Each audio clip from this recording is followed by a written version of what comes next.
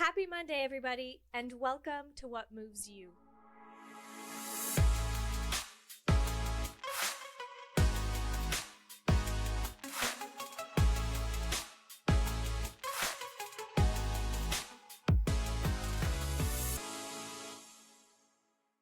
Mélodie, enchantée et bienvenue à What Moves You.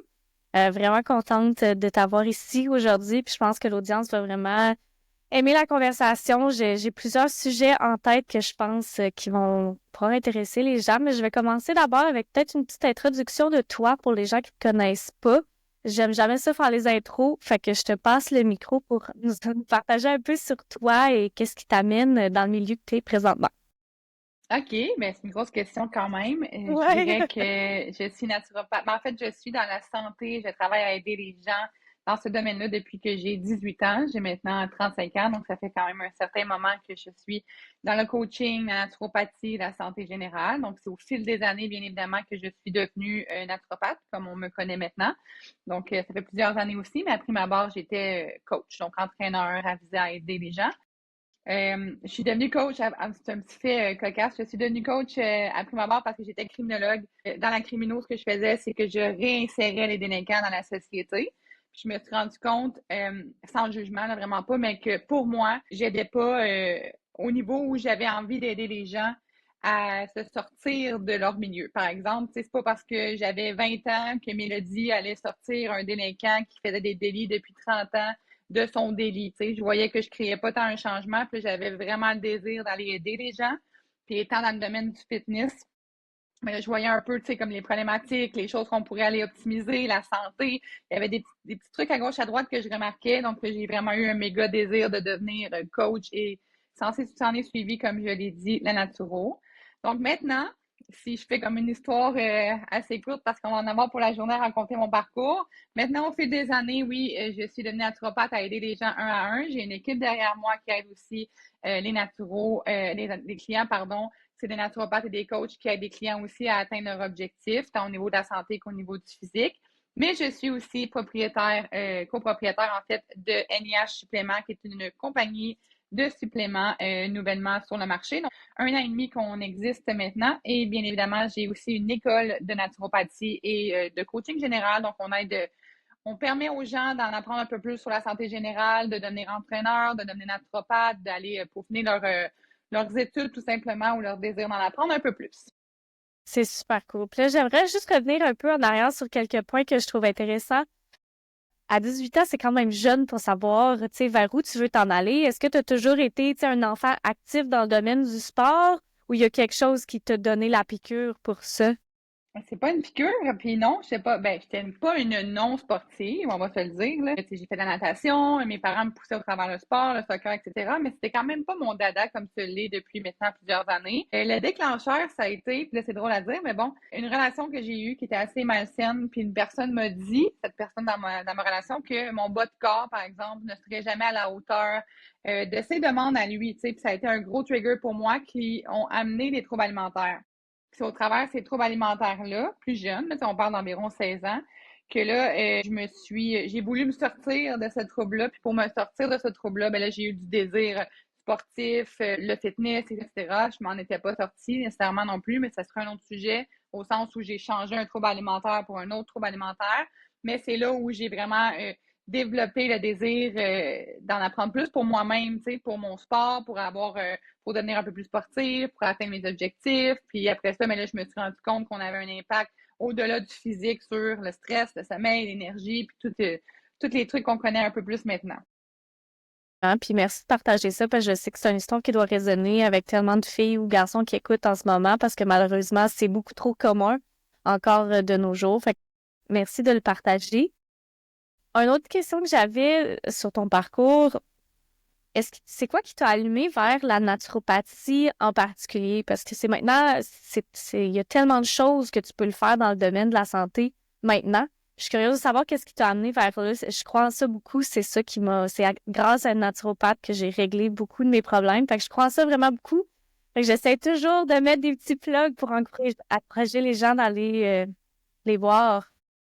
La naturo, dans le fond, ce que ça fait, c'est que ça optimise le mode de vie puis la santé générale des gens au mieux dans la santé holistique, dans la santé qui n'est pas en lien avec la médecine, donc tout le reste. Étant dans le coaching, en aidant les gens à atteindre leur objectif physique, c'est dans le fond, j'étais dans un gym, tout simplement. Je me suis rendu compte que ça allait au-delà de ça. Maintenant, on connaît ça, mais tu sais, il y a quelques années, c'était moins connu.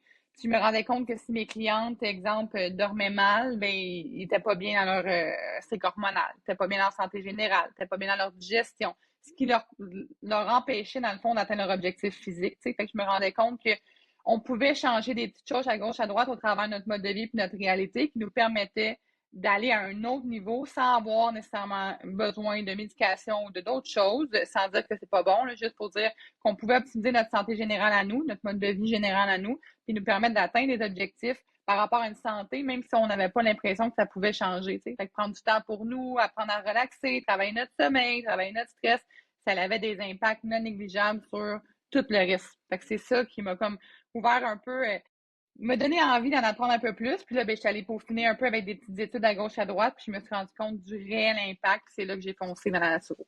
Est-ce qu'il y a des choses, si maintenant, je trouve que ça devient de plus en plus populaire, les gens en parlent, surtout sur les réseaux sociaux, parce qu'il y a vraiment des gens qui sont allés chercher de l'aide avec des naturopathes qui n'auraient pas vraiment eu ailleurs. Mais je trouve qu'il y a aussi beaucoup de misconceptions qu'on voit. Il y a des gens qui pensent qu'ils savent c'est quoi un naturopathe versus qu'est-ce que c'est réellement. Dans ton opinion, est-ce que tu as vu, est-ce que tu côtoies peut-être des fausses croyances que les gens ont peut-être à propos des naturopathes, puis c'est quoi vraiment la réalité de qu'est-ce qu'une naturopathe fait et tout ça? Sans dire qu'il y a des fausses croyances, parce que je pense que je suis tellement dans le milieu ancré là-dedans que je les ai tassées. Je pense que les gens ont une certaine crainte par rapport aux charlatans de la naturopathie. C'est pas faux de le penser, au sens où ça peut arriver qu'on ait des charlatans naturaux, mais ça peut arriver qu'on ait des charlatans dans tous les domaines, dans tous les métiers aussi. Fait qu'il y a eu des choses qui ont été popularisées, qui ont donné cette impression-là. Au travers des réseaux, au travers les télévisions, qui ont donné comme peut-être une perception qu'il y aurait une possibilité d'avoir des charlatans, comme je disais. C'est possible, mais c'est possible partout. De plus en plus, on se rend compte que la naturopathie a un impact vraiment important, vraiment intéressant. De plus en plus, les associations cherchent à nous cadrer, ce que je trouve très bien d'ailleurs, parce que ça nous permet justement d'avoir un meilleur équilibre de bassin de personnes qui sont plus connaissants ou avec des meilleures études ou avec des meilleures connaissances de façon générale. Mais cela dit, effectivement, je le vois que des fois, il y a des personnes qui ont un petit peu de crainte, qui ne sont pas comme 100% certains qu'ils peuvent foncer au travers de la naturo, mais c'est quelque chose que je vois de moins en moins. Puis, en toute humilité, c'est parce que mon nom a été fait, je pense, fait que les gens viennent me voir pour aller chercher comme l'information directement. Par contre, avec l'école, j'ai pu le remarquer. Je vois des personnes qui ont certaines craintes à foncer dans leur domaine d'études parce qu'ils ont peur justement de cette impression-là. Mais on est dans une société, j'ai l'impression, qui vise de plus en plus la santé holistique. On est un des... aux États-Unis, par exemple, il y a des docteurs en naturopathie. Ici, on n'a pas ça encore. Mais ce que je veux dire, c'est que c'est vraiment très reconnu, la naturopathie, puis on voit ça dans plusieurs pays. Et j'ai tendance à croire que ça va devenir de plus en plus important ici aussi. Absolument. Puis pour quelqu'un qui est peut-être présentement à la recherche, là, bien évidemment, on va leur diriger vers toi. Et y a-t-il des choses que les gens devraient être de bien regarder pour savoir est-ce qu'ils s'en vont vers une bonne naturopathe, peut-être bien, comment je dirais ça, qui ont suivi les bonnes formations et tout ça? Il y en a plusieurs, tu sais, je ne dis pas que juste mon école qui était une bonne formation, il y a d'autres écoles, mais effectivement, peut-être aller se renseigner sur ce qui est pertinent en termes d'école de naturopathie, voir si la personne elle a été chercher des études qui font du sens selon vos demandes puis vos besoins, mais au-delà des études, puis au-delà des connaissances, ce qui est important pour moi, puis ce que je dis toujours à tout le monde, c'est le lien que tu vas avoir avec la personne qui est devant toi. C'est comme moi, c'est le lien que j'ai avec mon client, mais en tant que client, c'est le lien que tu as avec ton professionnel. Est-ce qu'il t'inspire confiance? Est-ce que tu as envie de t'inspirer de lui? Est-ce que tu es bien en ses paroles? Je pense que c'est ça qui est le plus important parce que tu dois avoir cette confiance-là à 100% envers la personne qui est devant toi si tu veux être capable d'aller créer un changement. Il faut que tu sois capable d'écouter ses recommandations. Puis pour les écouter, il faut que tu crois en ce qu'il dit. Absolument. Puis, t'es quelqu'un, clairement, qui a beaucoup d'expérience dans le milieu. Je peux seulement parler de mon expérience indirectement avec les gens que je côtoie dans un quotidien, mais je pense que de plus en plus, on voit des problèmes de digestion, des problèmes niveau santé hormonale. Est-ce que toi, c'est un trend que tu remarques?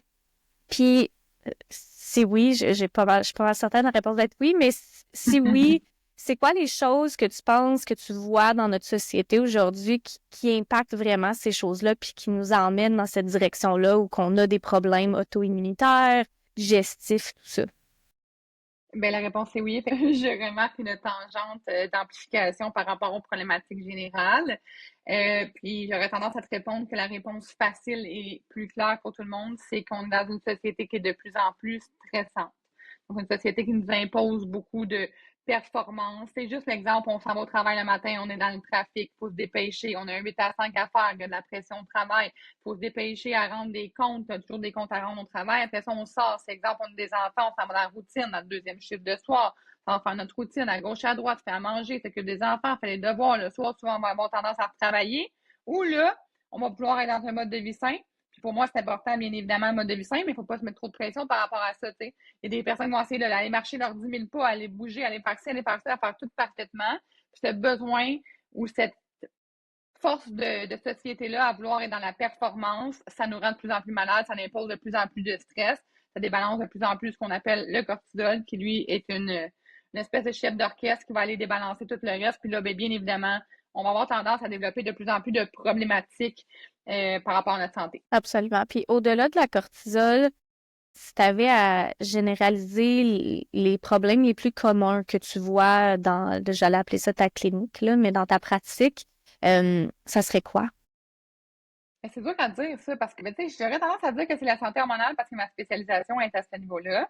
Fait que les troubles, si on parle de la femme au niveau ovulatoire, les troubles de fertilité, les PCOS, c'est-à-dire le syndrome des ovaires polykystiques, on en voit vraiment de plus en plus.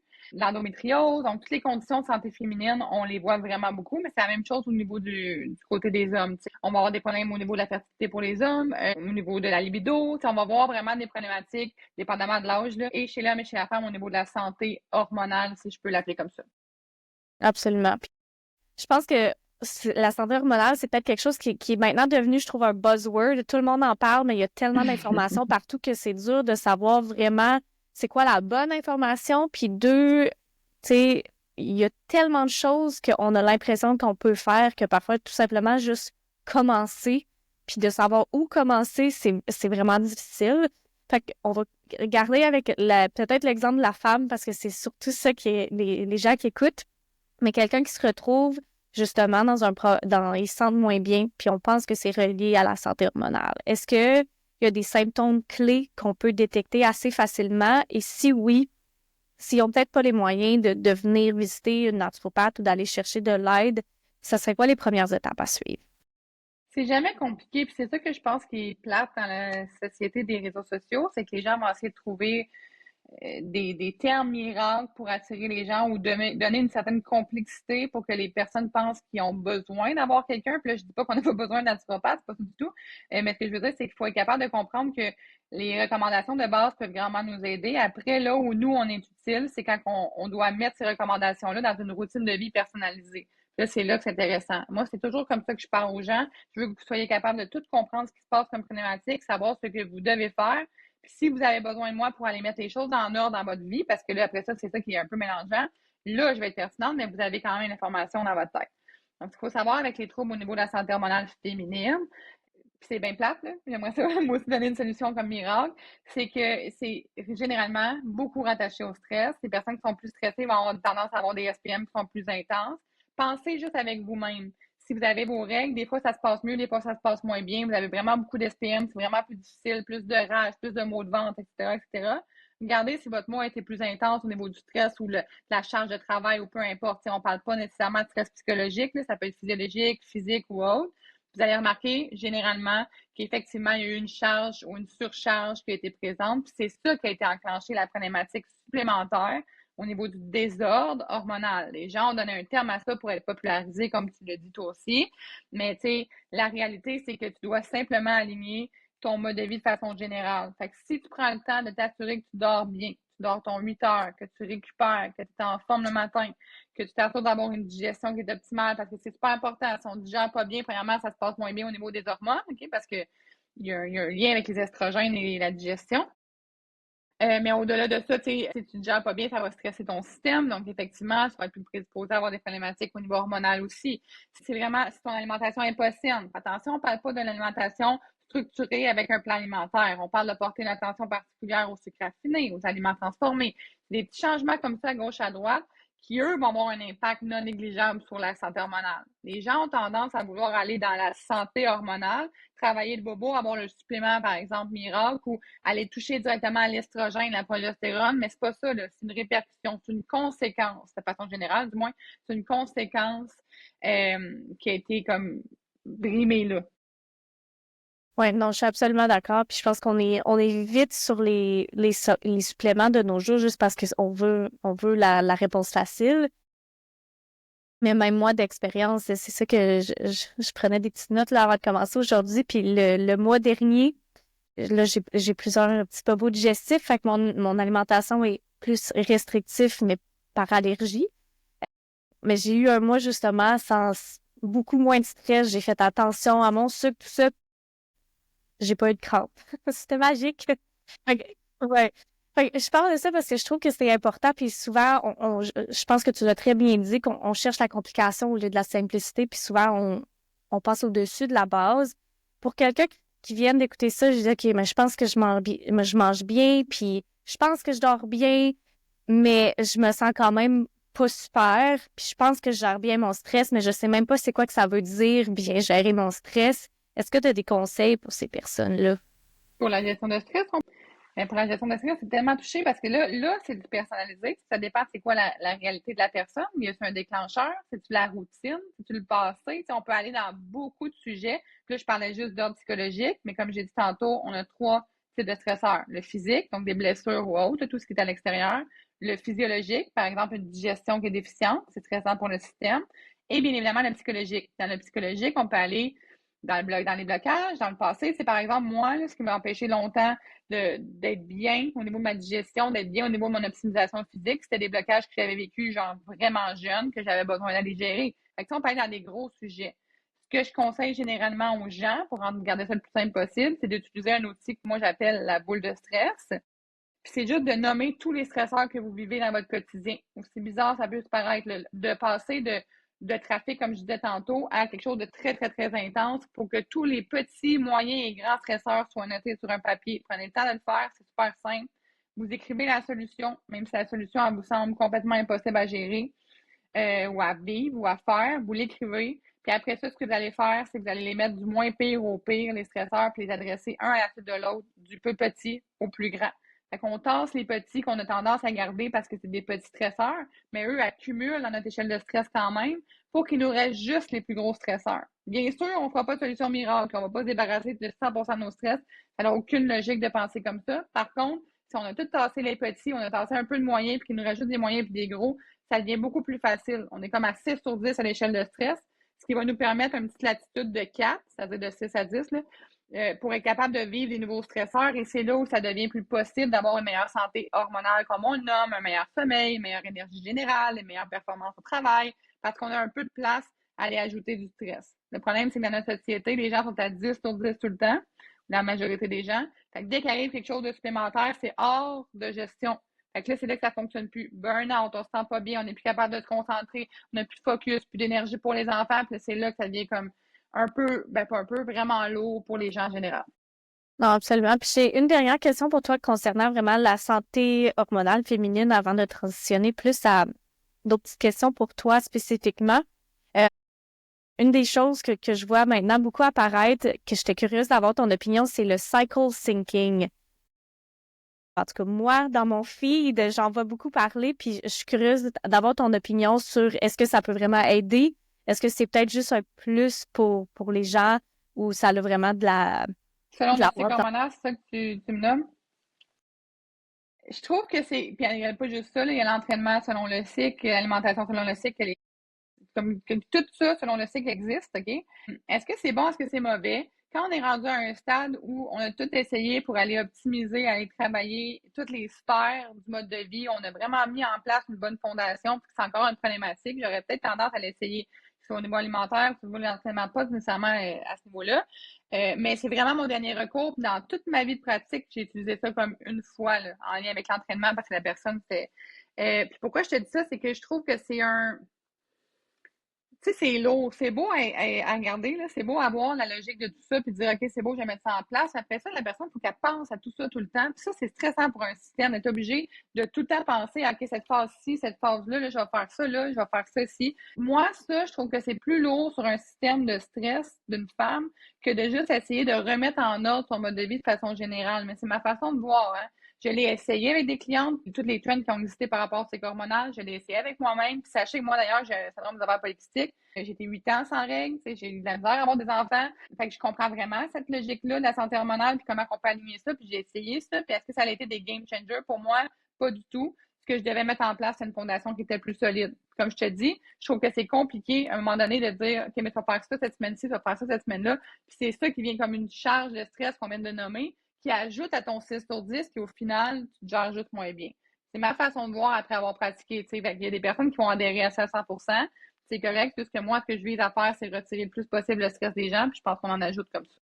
Absolument. Puis j'aime ta perspective. Puis justement, c'est pour ça que je voulais te poser la question parce que justement, on se fait lancer des choses à gauche, à droite. Puis je peux tellement comprendre. Puis maintenant, avec ce que tu as partagé, toi aussi, les gens qui veulent juste tellement mieux se sentir, qui sont prêts à faire n'importe quoi. Right? Puis je pense que on est beaucoup trop dans cette situation-là, peut-être. Puis ça m'amène un peu à plus toi et ton parcours, ton expérience niveau plus santé. Fait que là, tu as mentionné un peu le PCOS que toi, tu as vécu.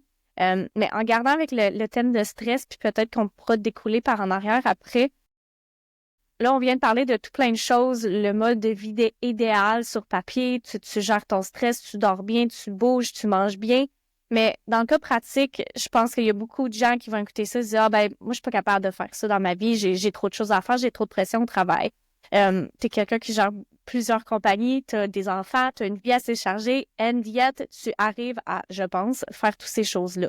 Fait que pour la personne qui est un peu pognée dans ces croyances-là, de se dire que moi, c'est pas possible pour moi, cette réalité-là, qu'est-ce que tu as à dire là-dessus? D'y aller un outil à la fois dans le bac à outils. Les gens, ce qu'ils font, c'est qu'ils se lèvent un lundi matin ou un 1er janvier, puis ils se disent, OK, à partir de maintenant, moi, je remets mon mode de vie en santé, puis j'y vais all-in. Là, on commence à mettre 4 fois d'entraînement par semaine, le mode de vie, comme tu viens de dire, il faut que je dorme bien, il faut que j'aille ci, il faut que j'aille ça, il faut que je boive mon eau, il faut que j'aille marcher mon 10 000 pas, il faut que je fasse ci, il faut que je fasse ça.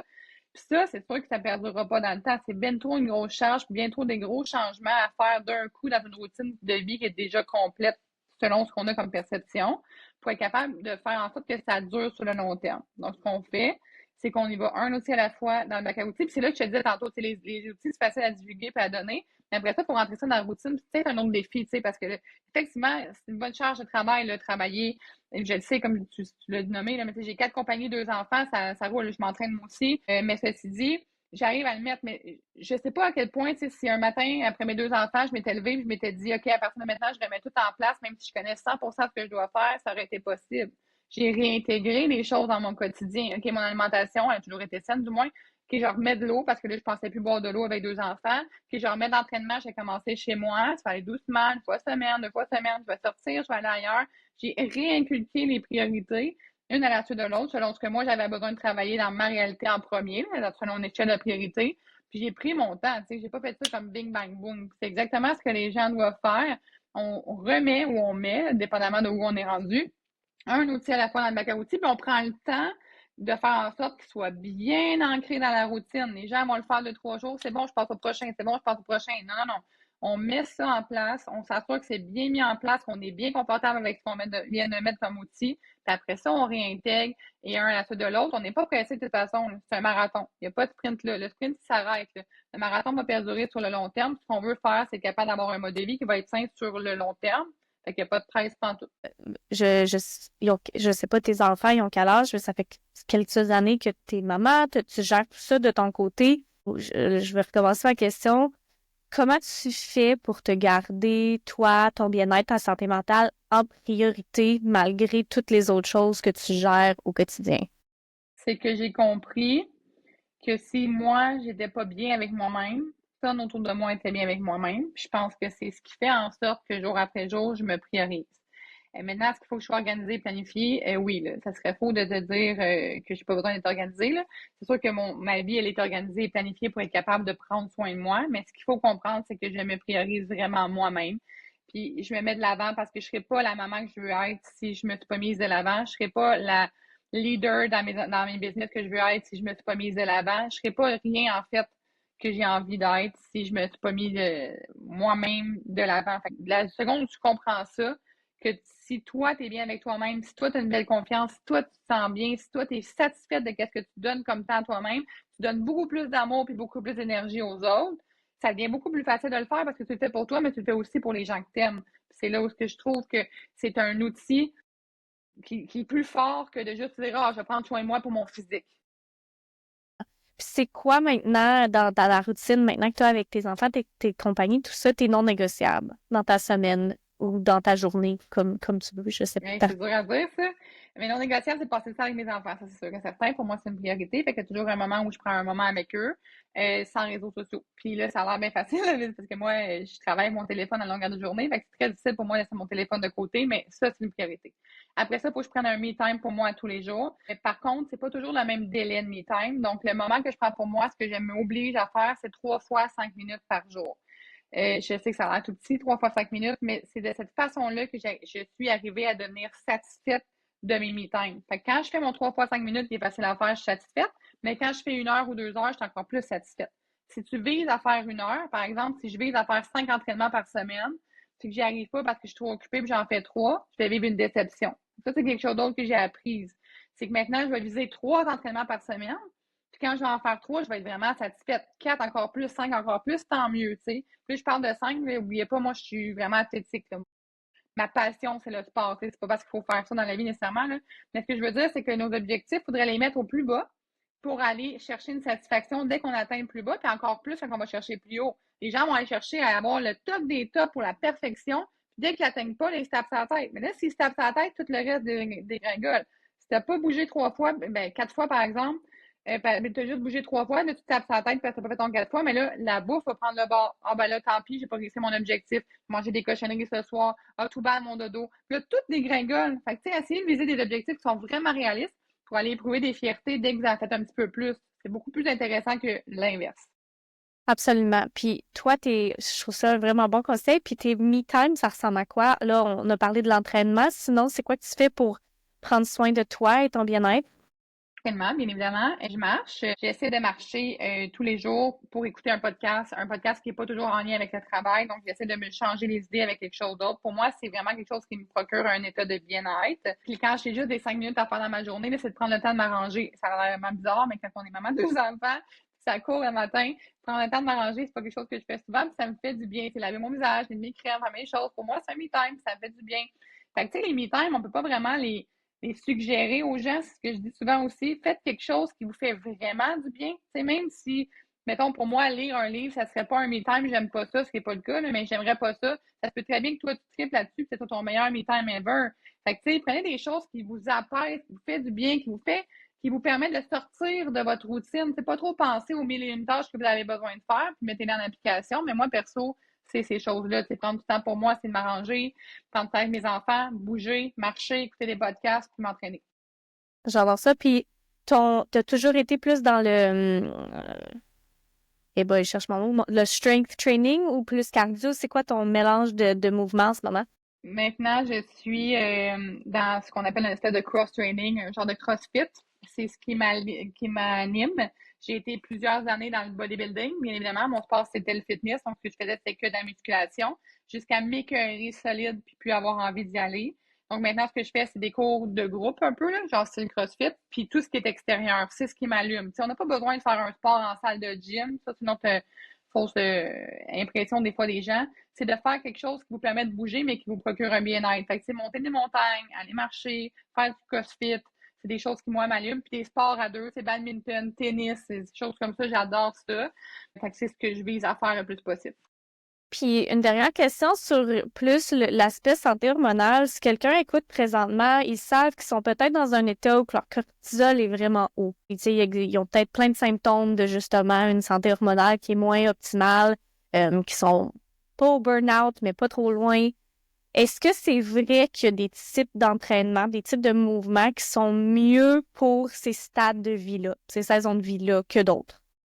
C'est juste que quand on est vraiment fatigué et qu'on a poussé notre machine au maximum, il ne faut pas s'attendre à avoir une réponse positive si on s'en va faire un sport qui va pousser encore plus notre machine au maximum. Donc, ce qu'il faut faire, c'est prendre quelques pas de recul pour aller ralentir la cadence. Maintenant, qu'est-ce qu'il faut faire? Ça va dépendre de où on est. Par exemple, si moi, je fais 5 crossfit par semaine puis mon système est à fond, j'aurais pas besoin de commencer à juste aller prendre une marche de 5 minutes. Il va falloir que je ralentisse ma cadence. Ça va être un ralentissement qui va être différent de quelqu'un qui en ferait déjà moins et serait déjà à bout. Ça dépend aussi du niveau à lequel tu as poussé ton corps. Mais effectivement, c'est drôle à dire, mais des fois, il faut dire, OK, tu vas arrêter de t'entraîner pendant un certain moment ou du moins, tu vas ralentir. Tu vas juste aller prendre des marches parce que le système est tellement fatigué qu'il a besoin de récupérer. Puis, ce qu'on peut contrôler, je le mets entre guillemets parce que c'est un terme que je déteste, le mot contrôle, là. Mais ce qu'on peut aller contrôler, du moins, c'est aller retirer l'entraînement, prendre du temps pour soi, améliorer notre alimentation. Donc, effectivement, on va aller changer l'activité physique pour ralentir un peu la cadence. Puis là, j'aimerais juste faire une petite transition côté plus entrepreneurial, tes compagnies, tout ça. Je sais que le podcast est vraiment basé sur le bien-être et la santé. Mais moi, personnellement, j'aime vraiment ça, entendre et apprendre de les entrepreneurs que je côtoie et maintenant toi. Fait que dans tout ton parcours, maintenant, tu as 4 entreprises que tu gères. Ça a été quoi les plus grosses leçons que tu as appris à travers les 10, 12 ans que tu fais ça maintenant? C'est qu'on fait face aux défis, c'est de voir ton verre toujours à moitié vide. Je pense que, tu sais, les défis, on en a tous. J'ai eu des gros défis. J'ai eu des défis de confiance avec certains partenaires que j'ai eu dans ma vie. Mais, tu sais, je pense que mon plus gros trigger, dans le fond, ça a été ça. Ça a été d'avoir un partenariat avec une personne qui aurait pu me briser, bien honnêtement. Puis ça a été un gros défi pour moi de continuer à foncer dans cette sphère-là. Je venais d'avoir un enfant. Bref, il y avait beaucoup de choses à gérer. Mais ce que j'en ressors, c'est que je vois tellement toujours mon verre à moitié plein. Moi, que j'ai la misère à me rappeler des moments difficiles, mais il y en a eu, là. J'ai 4 compagnies depuis plus d'une dizaine d'années, donc effectivement, il y a eu des gros défis. Et par contre, ce que je fais, c'est que je vois, OK, ça m'a amené où? Qu'est-ce que j'ai compris? Puis comment je fais pour continuer maintenant, tu sais. Fait que je pense que ce que je vois, moi, c'est plutôt, OK, on retrousse nos manches, on passe à la prochaine appel, puis comment on fait pour continuer d'avancer. Puis pour y arriver à faire ça, c'est toujours voir le positif de chacune des situations. Puis bien honnêtement, je dis pas ça pour bien paraître, là, c'est que je vois toujours le mieux des meilleures situations. On dirait que j'arrive pas à me rappeler du négatif. Puis je pense que c'est ce qui me permet de juste continuer à foncer parce que sinon, j'aurais beaucoup de défis à gauche à droite. Dans ton parcours, est-ce que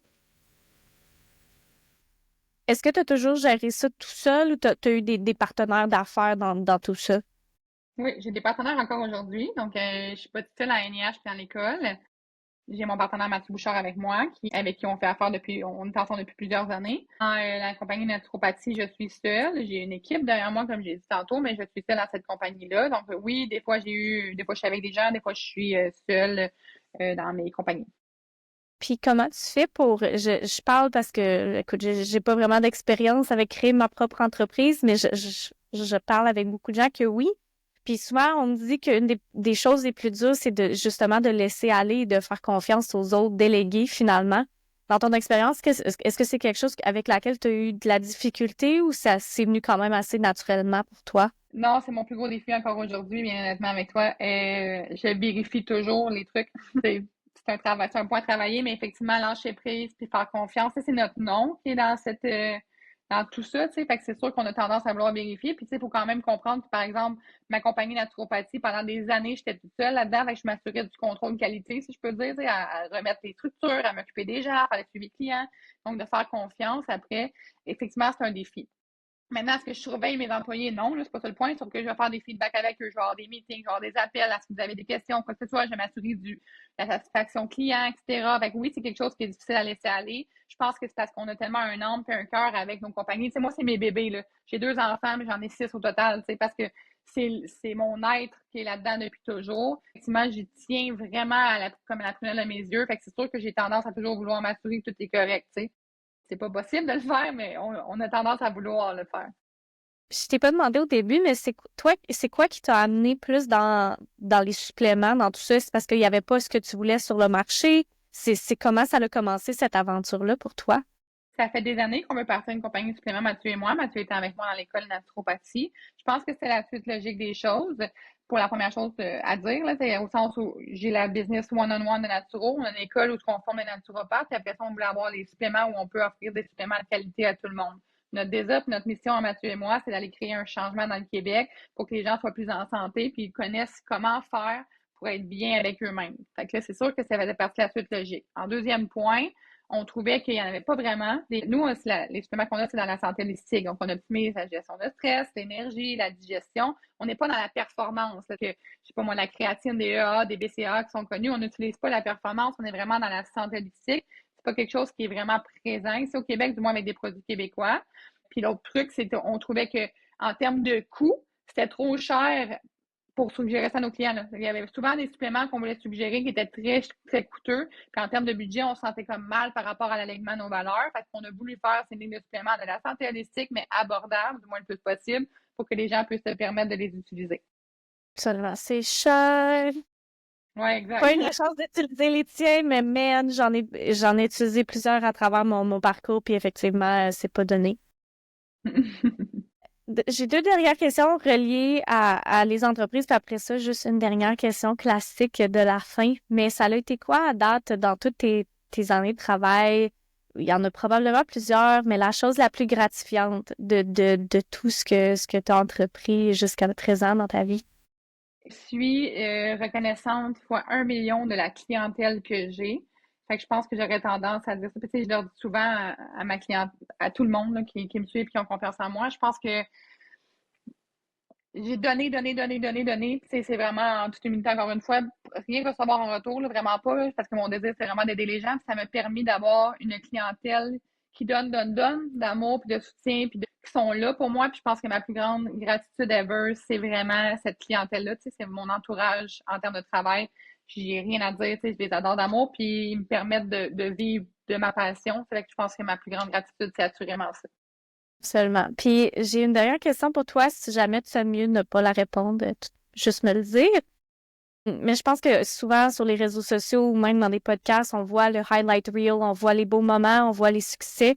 Puis je pense que c'est important des fois d'aller montrer les choses, les difficultés qu'on vit en ce moment, que ça soit d'un côté d'entrepreneur ou personnellement dans ta vie. Fait que si tu es ouverte à partager, je serais curieuse de savoir c'est quoi quelque chose que tu vis qui est difficile en ce moment, que ça soit encore une fois avec la job ou personnel, pour que la communauté puisse te donner un peu d'amour là-dedans puis de soutien. Mais pour vrai, je suis dans une bonne période. Premièrement, la vulnérabilité au travers des réseaux sociaux, c'est quelque chose que j'adore. Là, comme toi, là, je nomme toujours mes moments difficiles. Comme je t'ai dit tantôt, mon dernier méga gros défi, ça a été avec un ancien partenaire de travail où là, j'ai été flouée en termes d'argent, flouée en termes d'énergie, flouée en termes de temps. Ça m'a vidé mon énergie. Je devais me coucher à droite le matin, même à 5 heures, pas dormir, m'occuper d'un enfant. Fait que je pense que mon trigger était là, mon dernier gros trigger. En ce moment, mes défis personnels, que ce soit au niveau de la business ou au niveau personnel, j'en ai pas, tu sais, il y a des petits défis, là, il y a des petits trucs, mais qui se règlent relativement facilement. J'en ai pas tant pour de vrai. Fait que je pourrais pas nommer quelque chose en ce moment, puis je touche du bois, là, parce que, tu sais, l'entrepreneuriat, puis les choses personnelles, c'est ce qui arrive, hein. Ça va bien, ça va moins bien, ça va bien, ça va moins bien, mais là, je suis dans une période qui est assez montante. Tu sais, on arrive au temps des fêtes, c'est des périodes pour moi qui sont positives. On arrive à la fenêtre d'année fière, donc c'est toutes des petites réussites qu'on arrive à gauche, à droite. Fait que pour le moment, ça va bien, mais pour de vrai, je viens de passer, c'est quelques mois quand même, mais une période qui était très difficile au niveau du partenariat d'affaires, où j'ai perdu beaucoup d'argent, puis qui a été vraiment un gros défi pour moi. Vraiment, je comprends. Puis merci pour ta vulnérabilité, mais somme toute, je suis contente que ça va bien. Fait que dernière petite question pour toi. Je sais qu'on n'a pas vraiment eu la chance de faire l'échange du parcours. Fait que j'en profite toujours pour en laisser un petit peu plus sur moi ici pour t'aider à répondre à la dernière question. Mais j'ai appelé le podcast What Moves You parce que c'est une question à laquelle je suis revenue souvent durant mon parcours de santé. J'ai eu plusieurs problèmes intestinaux, tout ça, qui ont comme dégringolé en des problèmes auto-immunitaires, puis ça a affecté vraiment tout, comme le corps est tout connecté, la santé mentale, tout ça. Fait que ça a été des moments plutôt difficiles de ma part où que justement, je connaissais pas peut-être la personne que tu voyais dans le miroir, les choses qui m'allumaient plus. Puis ça a été une grosse période de découverte. Puis la question What Moves You, c'est vraiment quelque chose à laquelle je suis revenue au quotidien, que ça soit des grosses ou des petites choses, pour essayer de me rappeler, de me retrouver là-dedans. C'est quoi les petites choses qui me mouvent? C'est quoi qui me fait vibrer? C'est quoi qui me fait résonner? C'est quoi qui me donne le goût de sourire aujourd'hui? Fait que je suis toujours curieuse de savoir pour l'inviter, que ça soit des grosses choses qui se passent, tu sais, ta mission dans la vie en général, ou les petites choses au quotidien qui te font plaisir. C'est quoi qui te move? Mes enfants, Je pourrais pas passer à côté. C'est ma plus belle, mon plus beau up dans la vie, peu importe ce qui se passe. Autant des fois une tape sénère, mais honnêtement, mais je retrouve un petit moment où ils sont mignons puis qui me font du bien. Puis ma communauté, comme j'ai dit tantôt, pour vrai, ça serait mon top. C'est tous mes enfants, comme je t'ai dit, c'est mes compagnies, je veux dire. Fait que, tu sais, moi, c'est quand ça va bien, je vibre de positif fois 1000. Fait que, tu sais, bouger, être capable d'avoir la chance d'être en forme, en santé pour le faire avec toute mon énergie, ce qui n'a pas toujours été le cas. Moi aussi, j'ai déjà été très fatiguée au niveau du stress et puis de la fatigue générale. M'occuper de mes enfants, les voir, faire toutes sortes d'affaires, même les mauvais coups, puis que je les trouve cute. Puis, bien évidemment, les réussites de mes compagnies, plus ça va bien. Même les petites mini-choses, les mini-réussites me font un méga bien-être. J'adore. Puis c'est quoi c'est quoi qui s'en vient next pour toi? Y a-tu des objectifs dans la nouvelle année pour toi, tes entreprises? Je te laisse terminer avec. J'ai un petit peu d'immobilier que je cherche à aller optimiser ensemble. C'est pas un immobilier pour des locaux nécessairement, là, c'est un projet qui va être travaillé à optimiser la santé mentale des gens. Donc, ça, c'est quelque chose que j'ai vraiment à cœur parce que mon corps et mon âme, n'oubliez pas, je suis criminologue, intervention délinquance, c'est vraiment d'aider la société de façon générale. C'est vraiment ce que j'ai le goût de faire. Donc, j'essaie d'être sur ce projet-là le plus possible.